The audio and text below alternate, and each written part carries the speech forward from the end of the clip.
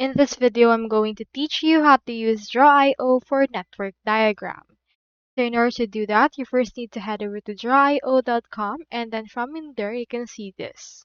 Just describe right here what network diagram are you particularly using right there. So on my case, let's input right here network diagram about particular product, like for example, store efficiency. Now click on this generate option. As you can see, the great thing about this is you don't need to log in or register. Now once you have done that, just click on generate. Then make sure that your JavaScript is enabled in order to initiate the creation of your diagram. Just wait for this to finish loading. As you can see right here, it's generating the diagram, so you can just wait for it yourself. Here is our diagram right there.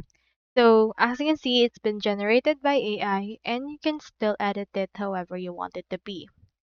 Now in there, if you want to create your own, what you can do is you can just click onto this more shapes, scroll down, and here we have networking.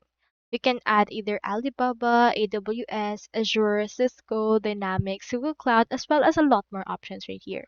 For example, let's enable Office and click on Apply, and then you can find them right here. Just find the Office from this option. Here we have the Office, databases, security, and likes.